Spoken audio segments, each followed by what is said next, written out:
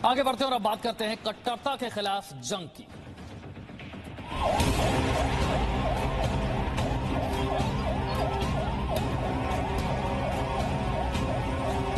जब अपने वीर बेटों के जाने से पूरा देश दुखी था, तब कुछ लोग उस दुख में शामिल नहीं थे।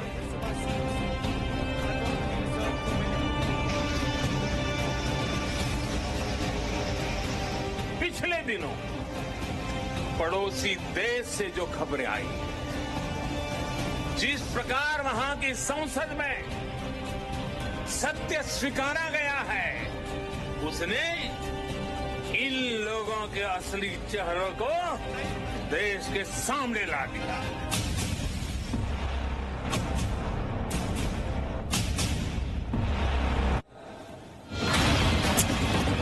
आपने देखा किस तरीके से कट्टरता के खिलाफ पूरी दुनिया में एक जंग चल रही है और इस जंग में जितने शामिल फ्रांस के राष्ट्रपति इमैनुअल मैक्रों हैं, उतने ही प्रधानमंत्री मोदी भी खुलकर वो फ्रांस के राष्ट्रपति का समर्थन भी कर रहे हैं और कट्टरता के खिलाफ दुनिया को कैसे आगे बढ़ना है उसे लेकर लीडरशिप भी कर रहे हैं, दुनिया को साथ आने का आह्वान भी कर रहे हैं।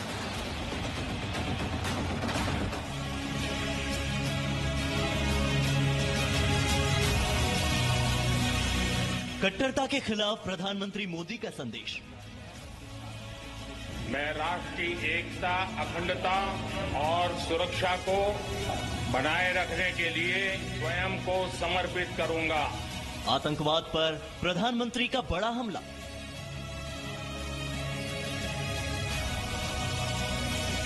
एकता दिवस पर पूरी दुनिया को आतंकवाद के खिलाफ एकजुट होने का संदेश। कट्टरता के खिलाफ प्रधानमंत्री मोदी और मैक्रों की सबसे बड़ी लड़ाई। मानवता को बचाने के लिए प्रधानमंत्री मोदी और मैक्रों का सबसे बड़ा संदेश। जी हां, प्रधानमंत्री नरेंद्र मोदी आज एकता दिवस के मौके पर भले ही गुजरात के केवड़िया में बोल रहे थे, लेकिन वो न केवल 130 करोड़ भारतीयों को बल्कि दुनिया के 700 करोड़ लोगों को मानवता की सबसे बड़ी सीख दे रहे थे। वो सीख जो सबसे जरूरी है, वो सीख जो मानवता को खत्म होने से बचाने के लिए है, वो सीख जो कट्टरता के खिलाफ है। आज प्रधानमंत्री ने कट्टरता के खिलाफ जमकर बोला भी और सबको समझाया भी। हमें ये भी याद रखना है कि भारत की ये एकता, ये ताकत दूसरों को खटकती भी रहती है।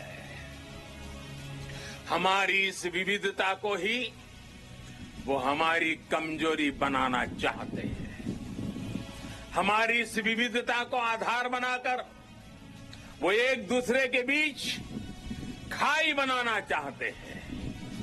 ऐसी ताकतों को पहचानना जरूरी है। ऐसी ताकतों से हर भारतीय को बहुत ज्यादा सतर्क रहने की जरूरत है। कट्टरता ही आतंकवाद का दूसरा रूप है।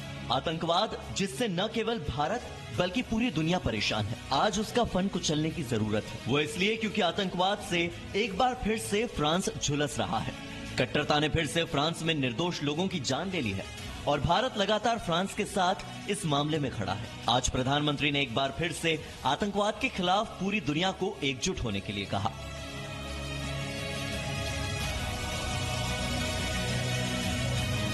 बीते कुछ समय से दुनिया के अनेक देशों में जो हालात बने हैं, जिस तरह कुछ लोग आतंकवाद के समर्थन में खुल करके सामने आ गए हैं, वो आज मानवता के लिए, विश्व के लिए, शांति के उपासकों के लिए एक वैश्विक चिंता का विषय बना हुआ है।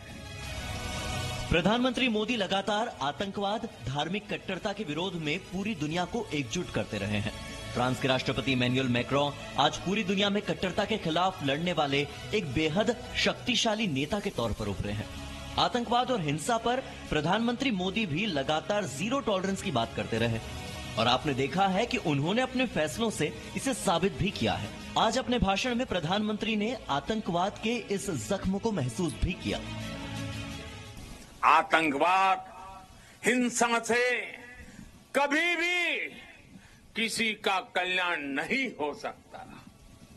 भारत तो पिछले कई दशकों से आतंकवाद का भुक्तभोगी रहा है, पीड़ित रहा है। भारत ने अपने हजारों वीर जवानों को खोया है, अपने हजारों निर्दोष नागरिकों को खोया है, अनेक माताओं के लाल खोए हैं, अनेक बहनों के भाई खोए हैं। आतंकी पीड़ा को भारत भली भांति जानता है।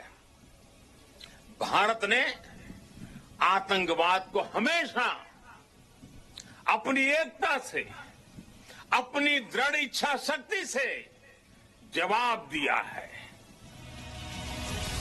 इसका मतलब साफ है कि अब पूरी दुनिया को आतंकवाद के मुद्दे पर एकजुट होना ही पड़ेगा। प्रधानमंत्री नरेंद्र मोदी का संदेश हो या फ्रांस के राष्ट्रपति इमैनुअल मैक्रों का संकल्प, दोनों का एक ही मकसद है, मानवता को कट्टरता और आतंकवाद के दंश से मुक्त कराना। ब्यूरो रिपोर्ट, जी मीडिया। तो आज आपके लिए भी जरूरी है कि ऐसे देशों को पहचानिए जो कट्टरता के साथ हैं, और ऐसे देशों को भी पहचानिए जो बात करते हैं राष्ट्रवाद की। भारत अगर राष्ट्रवाद की बात करता है तो पाकिस्तान कट्टरता की बात करता है। फ्रांस राष्ट्रवाद की बात करता है, उसी के अनुरूप फैसले लेता है, तो टर्की कट्टरता के साथ खड़ा रहता है। अजरबैजान और आर्मेनिया के युद्ध के दौरान ये बात साबित हो गई। ऐसे ही अमेरिका अगर राष्ट्रवाद की बात करता है तो ईरान कट्टरता की बात करता है, और कट्टरता के खिलाफ अब पूरी दुनिया में ये क्रांति का वक्त है। Presenting B News app, available on Google Play and App Store. Download it now.